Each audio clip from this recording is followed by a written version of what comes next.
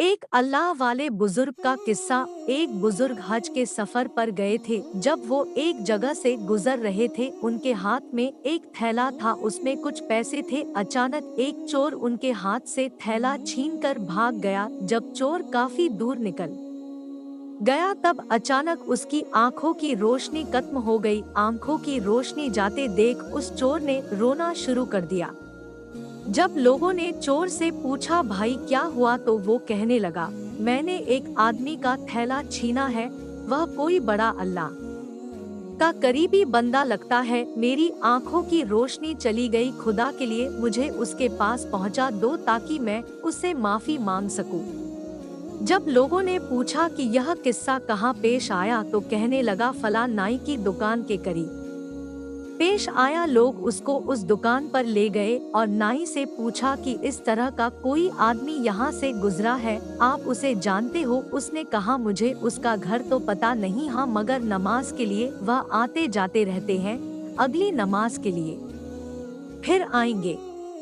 ये लोग इंतजार में बैठ गए। वह बुजुर्ग अपने वक्त पर तशरीफ लाए। लोग उस चोर को उनके पास ले गए तो उस चोर ने जाकर उनके हाथ पांव पकड़ लिए कि मुझसे गलती हो गई, गुनाह हो गया, नादिम हूँ, शर्मिंदा हूँ, मेरी आंखों की रोशनी छिन गई। आप अपने पैसे वापस ले लीजिए और मुझे माफ कर दीजिए ताकि अल्लाह ताला मेरी आंखें ठीक कर दे।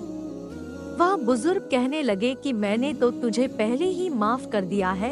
यह सुनकर चोर बड़ा हैरान हुआ, कहने लगा, हजरत मैं तो आपका थैला छीनकर भागा और आप कहते हैं कि माफी मांगने से पहले ही माफ फरमा दिया। वह फरमाने लगे, हाँ मेरे दिल में कोई बात आ गई थी।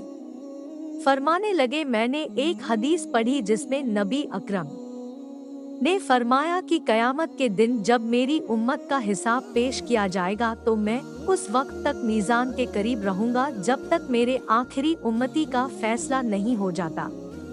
मेरे दिल में यह बात आई कि अगर मैंने इस चोर को माफ नहीं किया तो कयामत के दिन यह मुकदमा पेश होगा और जितनी देर मेरे मुकदमे का फैसला होने में लगेगी, अल्लाह के नबी अलैहिस्सलाम को उतनी देर जन्नत से बाहर रहना पड़ेगा।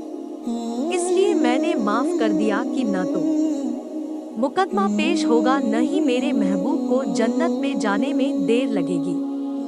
वह जल्द जन्नत में तशरीफ ले जाएंगे। प्यारे दोस्तों, अगर आप लोगों को हमारी ये वीडियो पसंद आई हो और अगर आपको इस वीडियो से कुछ इल्म हासिल हुआ हो तो नीचे दिए गए सब्सक्राइब बटन को दबा के बराए मेहरबानी इस वीडियो को शेयर जरूर कर दे। शुक्रिया।